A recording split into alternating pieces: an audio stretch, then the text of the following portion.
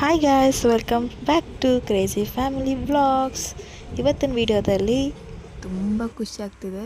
ಏನಕ್ಕೆ ಅಂದರೆ ಹೆಣ್ಮಗಳು ಕೇಕ್ ಚುಚ್ತಾ ಇದ್ವಿ. ಆ್ಯಕ್ಚುಲಿ ಬೇಗನೆ ಚುಚ್ಚಿಸ್ತಾ ಇದ್ವಿ, ಅದನ್ನು ಲೈಟಾಗಿ ಬೇಜಾರು. ನಮ್ಮ ಮೊದಲನೇ ಮಗಳಿಗೆ 5 ತಿಂಗಳ ಮೇಲೆ ಚುಚ್ಚಿದ್ದು ನಾವು. ಇವತ್ತಿಗೆ 3 ತಿಂಗಳು ತುಂಬಕ್ಕಿಂತ ಮುಂಚೆ ಚುಚ್ಚಿಸ್ತಾ ಇದ್ದೀನಿ. ಅದನ್ನು ಲೈಟಾಗಿ ಬೇಜಾರಾಗಿದೆ. ಮತ್ತು ಅವರೂ ಇಲ್ಲ, ಹಾಗಾಗಿ ಅವ್ರಿಗೂ ವೀಡಿಯೋ ಕಾಲ್ ಮಾಡ್ಕೊಂಡು ಅವ್ರಿಗೆ ತೋರಿಸ್ಕೊಂಡು ನಾನು ವೀಡಿಯೋ ಮಾಡಿರೋದನ್ನ. ಆ್ಯಕ್ಚುಲಿ ಇಷ್ಟು ಬೇಕಾಗಿ ಏನು ಚುಚ್ಚಿಸ್ತೆ ಅಂದರೆ ಒಂದು ಕಾರಣ, ಈಗ ನೆಕ್ಸ್ಟ್ ಒಂದು 2 ವೀಕ್ಸಲ್ಲಿ ಮ್ಯಾರೇಜ್ ಇದೆ. ಮತ್ತು ಇನ್ನೊಂದು ಕಾರಣ ಎಂತ ಅಂದರೆ, ನಾವು ರಾಜಸ್ಥಾನ್ ಹೋಗಬೇಕು ಅಂತ ಟಿಕೆಟ್ ಎಲ್ಲ ಬುಕ್ ಮಾಡಿಬಿಟ್ಟಿದ್ದೀವಿ. ಅಷ್ಟರೊಳಗೆ ಇನ್ನೂ 4 ಕಂಪ್ಲೀಟ್ ಆಗುತ್ತೆ, ಆವತ್ತೇ ಕಂಪ್ಲೀಟ್ ಆಗುತ್ತೆ, ನಾವು ಅವತ್ತೇ ಹೊರಡ್ತೀವಿ. ಸೊ ಚುಚ್ಸೋಕ್ಕಾಗಲ್ಲ. ಇನ್ನು ರಾಜಸ್ಥಾನ್ ಹೋಗಿ ಚುಚ್ಸೋಕ್ಕೆ ನನಗೆ ಮನಸ್ಸಿಲ್ಲ. ಯಾಕೆ ನಾನು ಮೊದಲನೇ ಹೆಂಗೆ ಮಾಡಿದ್ದೀನಿ ಇವ್ಳಿಗೂ ಹಾಗೆ ಮಾಡಬೇಕು ಅನ್ನೋದು ನಂಗೆ ತುಂಬ ಆಸೆ. ಇಬ್ರಿಗೂ ಏನು ಡಿಫ್ರೆನ್ಸ್ ಇರಬಾರ್ದು ಅಂತ ನಾನು ಇಬ್ರಿಗೂ ಸೇಮ್ ಮಾಡಬೇಕು ಅಂತ ಅಂದ್ಕೊಂಡು ಮಾಡ್ತಾಯಿದ್ದೀನಿ. ಸೊ ತುಂಬ ಬೇಜಾರಾಗಿತ್ತು. ಆ್ಯಕ್ಚುಲಿ ಒಂದು ರೀತಿ ಖುಷಿ, ಒಂದು ರೀತಿ ಬೇಜಾರಾಯಿತು. ಇಷ್ಟು ಬೇಕಾದ್ರೆ ಚುಚ್ಚಿಸ್ತಾ ಇದ್ದೀನಲ್ಲ ಅಂತ ಒಂದು ಬೇಜಾರು. ಮತ್ತು ತುಂಬ ಹತ್ತಲು ಅವಳು ರೈಟಾಗಿ, ಯಾಕೆಂದರೆ ಹೋಳಿ ಸ್ವಲ್ಪ ಡಿಸೈನ್ ಇರೋದ್ರಿಂದ ಸ್ವಲ್ಪ ಬೇಜಾರಾಯಿತು. ಅದು ಬಿಟ್ಟರೆ ಅವಳು ಚುಚ್ಚಿಸ್ತಾ ಇದ್ದೀನಿ ಅಂತ ಕ್ಯೂಟಾಗಿ ಕಾಣೋಕ್ಕೆ ಶುರು ಮಾಡಿದ್ಲು ಆಮೇಲೆ. ಸೊ ತುಂಬ ಇಷ್ಟ ಆಯ್ತು ನನಗೆ. ಅದು ಹಾಗೆ ಕೊನೆಗೆ ಮಾಮದಿರೇ ಚುಚ್ಚಬೇಕು ಅಂತ ಇರುತ್ತಲ್ಲ. ನಮ್ಮ ಅಣ್ಣ ಏನು ಮಾಡ್ದೆ, ಅವತ್ತು ಫುಲ್ಲು ಡ್ಯೂಟಿಗೆ ಹೋಗಿ ಬರ್ತೀನಿ ಅಂದ್ಬಿಟ್ಟು ಹೋದರು. ಬರೋಷ್ಟೊಳಗಡೆ ಟ್ರಾಫಿಕಲ್ಲಿ ಸಿಗಾಕೊಂಡು, ಅಥವಾ ಡ್ಯೂಟಿ ಎಮರ್ಜೆನ್ಸಿ ಇತ್ತು ಏನೋ, ಬರೋಕ್ಕಾಗಲಿಲ್ಲ ಆ ಟೈಮ್ಗೆ. ಹಾಗೆ ನಾವು ಅಮ್ಮನೇ ಸರಿ ಆಯ್ತು ಬಾ, ಟೈಮ್ ಇಲ್ಲ, ಇನ್ನು ರಾಹುಕಾಲ ಸ್ಟಾರ್ಟ್ ಆಗುತ್ತೆ ಹಂಗೆ ಹಿಂಗೆ ಅಂದ್ಬಿಟ್ಟು ಅಮ್ಮನೇ ಕೂತ್ಕೊಂಡು ಪಾಪನ ಹಿಡ್ಕೊಂಡು ಚುಚ್ಚಿಸಿದ್ರು. ನನ್ನ ಮಗಳು ಅದಕ್ಕೆ ನೋಡ್ತಾ ಇದ್ಲು, ಪಾಪ ಚುಚ್ಚಿಸ್ತಾ ಇದ್ದಾರೆ. ಅವಳಿಗೆ ತುಂಬ ಸ್ವೀಟ್ಸ್ ಅಂತ ತುಂಬ ಇಷ್ಟ. ಹಾಗಾಗಿ ಕಾಯ್ತಾ ಇದ್ಲು ಸ್ವೀಟ್ ತಿನ್ನೋಕ್ಕೋಸ್ಕರ. ಇನ್ನೊಂದು ಪಾಪ ಚುಚ್ಚಿದ್ರು, ನೋಡ್ತಾ ಕೂತಿಲ್ಲ, ಪಾಪ ಅಂದ್ಕೊಂಡು. ಸೊ ಅದನ್ನು ತುಂಬ ನೋವು ಬಟ್ಲಲ್ಲ ಅಂತ ಬೇಜಾರಕ್ಕೂ. ಅದು ಓಲೆ ಡಿಸೈನರ್ ತಂದಿದ್ರು ನಮ್ಮ ಯಜಮಾನ್ರ ಮನೆಯವರು, ಅಂದರೆ ಅತ್ತೆ ನಮ್ಮ ಅತ್ತೆಯವರೆಲ್ಲ. ಸೊ ಸ್ವಲ್ಪ ಕಷ್ಟ ಆಗುತ್ತೆ, ನುಳಿಬೇಕಾದ್ರೆ ಮಕ್ಕಳು ನೋವಾಗುತ್ತಲ್ಲ. ಹಾಗೆ ಸ್ವಲ್ಪ ಹತ್ತಲು ಅಷ್ಟೇ. ಅದಾದಮೇಲೆ ನಾವು ಚುಚ್ಚಿಸ್ಮೇಲೆ ಒಂದು ಸ್ವಲ್ಪ ಮುಟ್ಟೋದು ಸಹ ಅವಳು ಹೇಳಲಿಲ್ಲ, ಆರಾಮಾಗಿದ್ಲು. ಅದೊಂದು ಖುಷಿ ಆಯಿತು. ನನ್ನ ಮೊದಲು ಅಷ್ಟೇ ತುಂಬಾ ಚುಚ್ಬೇಕಾದ್ರೆ ಮಾತ್ರ ಕೊಯ್ಯಿ ಅಂದ್ಲು ಅಷ್ಟೇ ಅವಳು. ಅದಾದಮೇಲೆ ಅವಳು ಅಳ್ಳು ಇಲ್ಲ, ಏನೂ ಇಲ್ಲ. ಇವಳು ಚುಚ್ಚಿಸೋಮೇಲೆ ಒಂದು 5 ನಿಮಿಷ ಹತ್ತಲು. ಅದಾದಮೇಲೆ ಇವಳು ಕೂಡ ನಾರ್ಮಲ್ ಆದಳು. ಸೊ ಅದೊಂದು ಖುಷಿ ನನಗೆ.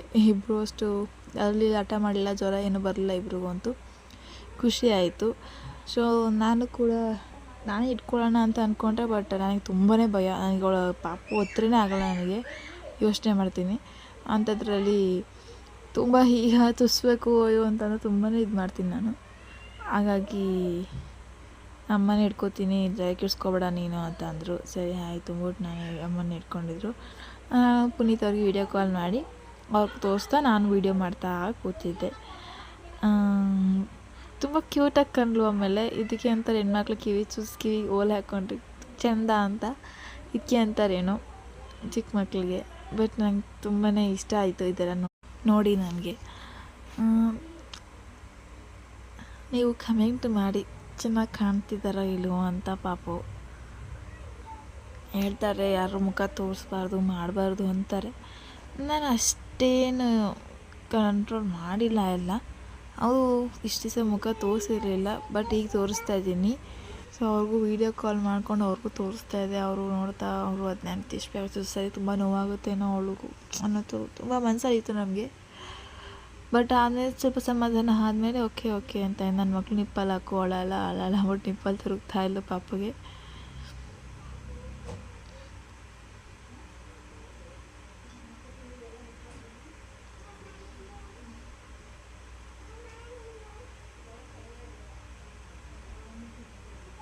ನಮ್ಮ ಮಂದಿಯವ್ರ ಹೆಸ್ರು ಹೇಳ್ಬಿಟ್ಟು ಕಿವಿ ಹತ್ರ ಬೆಲ್ಲ ಮುರಿತಾಯಿದ್ರು ಕೇಸಸ್ ಮೇಲೆ. ಸೊ ಕನುಗೂ ಹಂಗೆ ಮಾಡಿದ್ರು, ಇವ್ರಿಗೂ ಹಂಗೆ ಮಾಡ್ತಿದ್ದಾರೆ. ಕನುಗೂ ಇವ್ರನ್ನೇ ಕರೆಸಿದ್ದು, ಸೊ ಇವ್ರಿಗೂ ಇವ್ರನ್ನೇ ಕರೆಸಿದ್ದೀನಿ.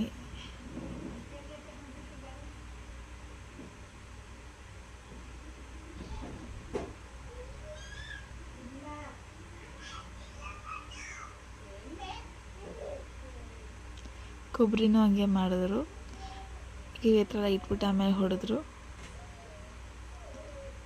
ನನಗೊಂಚೂರು ಬೆಲ್ಲ ನನಗೆ ಬಾಯಿಗೆ ನೆಕ್ಸಿದ್ರು, ಬಾಯಿಗೆ ಮಾಡಿದ್ರು. ಅದಾದಮೇಲೆ ಅವರೇ ನಾನು ವೀಡಿಯೋ ಮಾಡ್ತೀನಿ ಹೋಗಿ ಅಂತ ಅಂದರು. ಆಮೇಲೆ ಅವರೇ ಕೊಟ್ಬಿಟ್ಟು ನಾನು ಏನೋ ಅಮ್ಮ ಮಾಡಿರೋಗೆಲ್ಲ ಆರತಿ ಮಾಡಬೇಕು ಅಂತ ಹೇಳಿದ್ರು. ಹೇಗೆ ಆರತಿ ಮಾಡಿ ಅರ್ಶಿನ ಕುಂಕುಮ ಇಟ್ಟು ಆರತಿ ಮಾಡ್ತಾಯಿದ್ದೆ. ನನ್ನ ಮಗಳು ನೆನೆಸ್ಕೊಂಡು ಹೇಳ್ತಾ ಇದ್ಲು. ಒಂದು ಸ್ವಲ್ಪ ಬೇಜಾರಾಯಿತು ಅವಳು ನೋಡಿದಾಗ. ತುಂಬ ಅಳುಮುಕ್ಕಾಗಿದ್ಲಲ್ಲ, ಹಾಗೆ ಬೇಜಾರಾಯಿತು. ಅದಾದಮೇಲೆ ಕ್ಯೂಟಾಗಿ ಕಾಣ್ತಿದ್ಲ, ಅದನ್ನ ನೋಡಿ ಖುಷಿ ಆಯಿತು. ಕಿವಿ ಹತ್ರ ಯಾರೇ ಕೈ ಹಾಕಿದ್ರು ಒಳಗೆ ಶುರು ಮಾಡೋದು ಆಮೇಲೆ. ಬಟ್ ಅಮ್ಮ ಆದಾಗ ಸಮಾಧಾನ ಕೂಡ ಆಗ್ತಾಯಿದ್ಲು.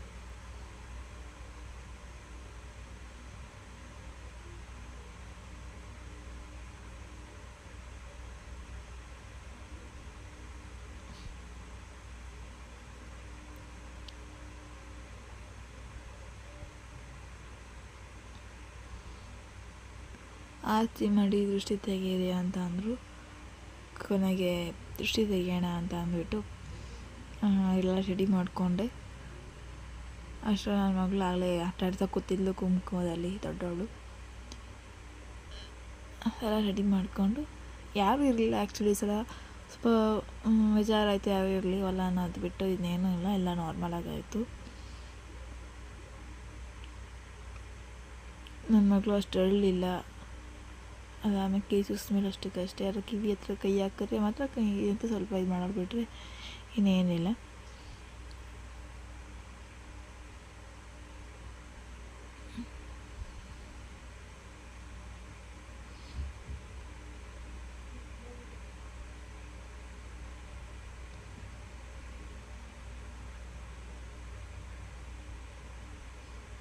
ಆಮೇಲೆ ನಾನು ಹೊಳ್ಳ ಎತ್ಕೊಂಡೆ.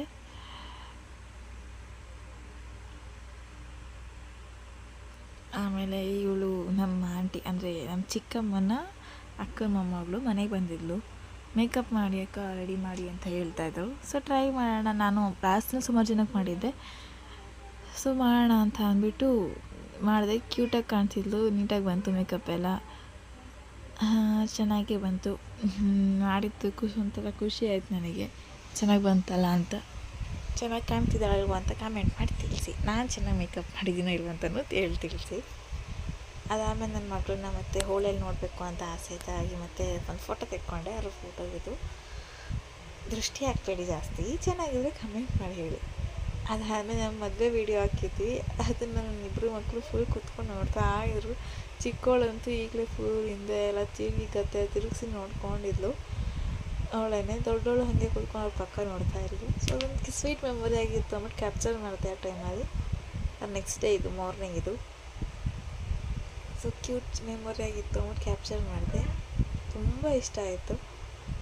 ಮತ್ತು ಅವ್ರಿಗೆ 3 months ಕೂಡ ಕಂಪ್ಲೀಟ್ ಆಗ್ತಿತ್ತು ಈಗ. ಸೊ ಎಲ್ಲ ಕ್ಯೂಟಾಗಿರುತ್ತೆ ಅಂದ್ಬಿಟ್ಟು ಇದೊಂದು ಕ್ಯಾಪ್ಚರ್ ಮಾಡಿಬಿಟ್ಟು ವೀಡಿಯೋ ಮಾಡಿಕೊಂಡೆ. ಸೊ ಅದನ್ನ ಅಪ್ಲೋಡ್ ಮಾಡಿದ್ದೀನಿ. ಇನ್ನೊಂದು 3rd month ಕಂಪ್ಲೀಟ್ ಆಗಿದ್ದು ವೀಡಿಯೋನ ಮಾಡಿದ್ದೀನಿ. ಫೋಟೋಸ್ ತೆಕ್ಕೊಂಡೆ ಅಷ್ಟೇ, ವೀಡಿಯೋ ಮಾಡೋಕ್ಕಾಗಲಿಲ್ಲ ಅದನ್ನ. ಇದೇ ಫೋಟೋಸ್ ಹಿಂಗೆ ನಾನು ಡೆಕೋರೇಟ್ ಮಾಡಿದ್ದೆ. 3rd monthಗೆ ಕ್ಯೂಟಾಗಿ ಕಾಣ್ತಿದ್ಲು. ಸುಮಾರು ಡಿಫ್ರೆಂಟ್ ಡ್ರೆಸ್ಗಳೆಲ್ಲ ಹಾಕಿದೆ. ಸಿಂಪಲ್ ಡ್ರೆಸ್, ಗ್ರ್ಯಾಂಡ್ ಡ್ರೆಸ್ ಅಂದ್ಕೊಂಡು ಫ್ರಾಕ್ಸ್ ಎಲ್ಲ ಹಾಕಿದೆ. ಹೆಂಗೆ ಕಾಣ್ತಾಳೆ ನೋಡೋಣ ಅಂದ್ಬಿಟ್ಟು ಹಾಕಿ ರೆಡಿ ಮಾಡಿದೆ. ಕ್ಯೂಟಾಗಿ ಕಾಣ್ತಿದ್ದು. ಇದೇ ಟೈಮಲ್ಲಿ ನಾನು ದೊಡ್ಡ ಮಗಳನ್ನೂ ಕೂಡ ಮನಸ್ಸು 1-2 ಫೋಟೋ ತೆಕ್ಕೊಂಡ್ಬಿಟ್ಟೆ. ಇನ್ನು ಅವಳಿಗೂ ಅಯ್ಯೋ ಅಮ್ಮ ಅವಳದೇ ಮಂತ್ ತೆಗಿತಾರೆ ಅನ್ನೋದು ಬೇಜಾರಾಗಬಾರ್ದಲ್ಲ, ಹಾಗಾಗಿ ಇಬ್ಬರದ್ದು ತೆಗೆದೆ. ಲೈಟಾಗಿ ಖುಷಿ ಆಯಿತು ನನಗೆ, ತುಂಬಾ ಖುಷಿ ಆಯಿತು. ಕ್ಯೂಟಾಗಿ ಕಾಣ್ತಿದ್ರು ಇಬ್ಬರು. ಸೊ ನನ್ನ ಚಿಕ್ಕ ಮಗಳು ಯಾರಾಗಿದ್ದಾವೆ ಅಂತ ಕಮೆಂಟ್ ಮಾಡಿ ತಿಳಿಸಿ. ಓಕೆ, 3 months ಕಂಪ್ಲೀಟ್ ಆಯಿತು ಅವಳಿಗೆ. ನನಗೆ ಇವತ್ತು ಚಿಲ್ಡ್ರನ್ಸ್ ಡೇ ಇತ್ತು, ಅದನ್ನು ಮಾಡೋಣ ಮೊನ್ನೆಗೆ 13th ನಮ್ಮ ವೆಡ್ಡಿಂಗ್ ಆ್ಯನಿವರ್ಸರಿ ಇತ್ತು. ಸೊ ವೆಡ್ಡಿಂಗ್ ಆ್ಯನಿವರ್ಸರಿ ಸೆಲೆಬ್ರೇಷನ್ ಮಾಡ್ತಿದ್ವಿ. ಜಾಸ್ತಿ ಏನಿಲ್ಲ, ಸಿಂಪಲಾಗಿ ಮಾಡಿದ್ವಿ ಅಷ್ಟೇ.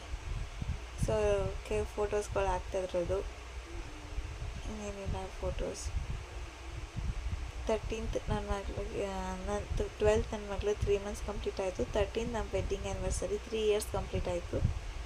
ಸೊ ಇವರಿಗೆ ಗಿಫ್ಟ್ ಅನ್ಸ ನಾನು ಅಲ್ಲಿದ್ರಲ್ಲ, ಸೊ ಅಲ್ಲಿಗೆ ನಾನೆಲ್ಲ ಸರ್ಪ್ರೈಸಾಗಿ ಕೊಟ್ಟೆ ಗಿಫ್ಟ್ಸ್ಗಳನ್ನ. ಅವ್ರಿಗೆ ಇಷ್ಟ ಆಗೋಂಥ ಹಾಗೆ ಬೇಕಾಗಿರೋ ಅಂಥದ್ದನ್ನ ಗಿಫ್ಟಾಗಿ ಕೊಟ್ಟೆ.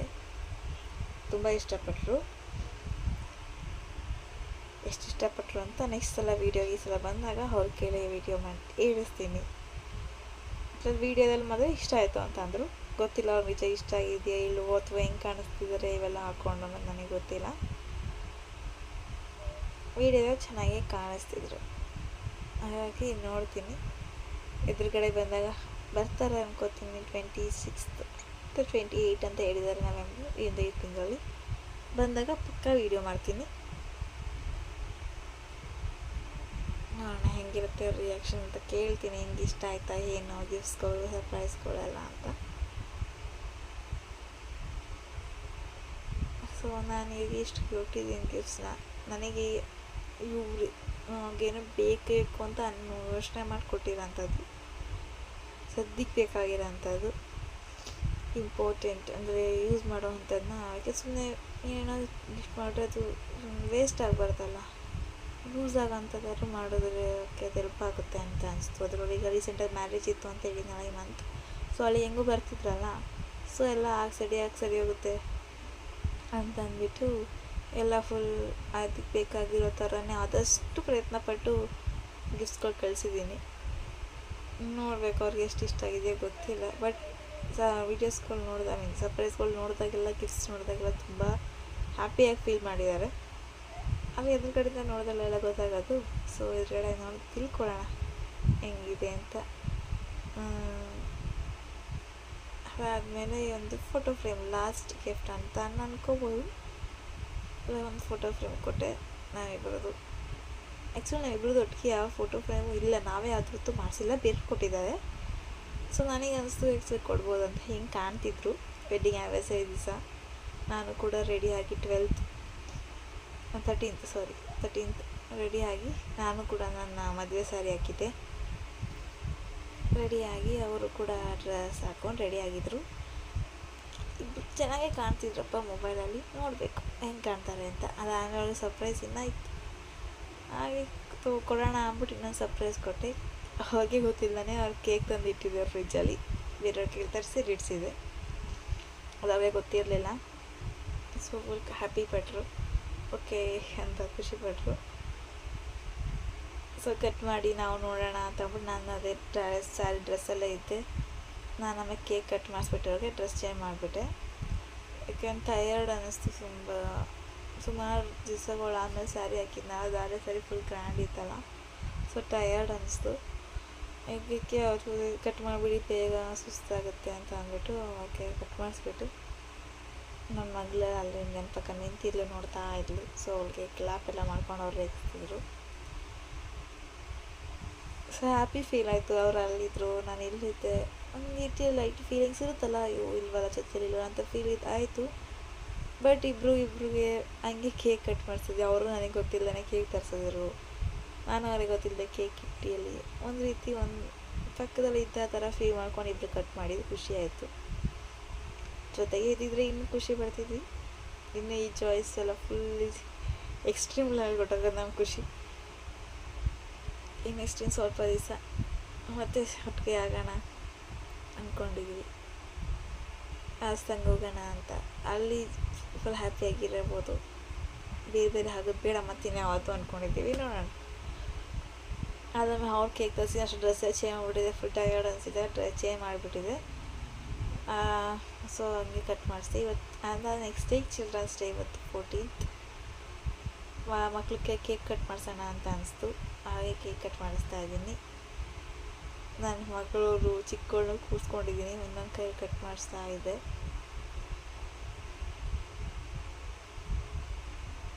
ಸೊ ಸಿಂಪಲ್ಲಾಗಿ ಮಾಡಿದ್ದು, ಏಕೆಂದರೆ ಯಾರೂ ಇರಲಿಲ್ಲ ನಮ್ಮ ಮನೇಲಿ.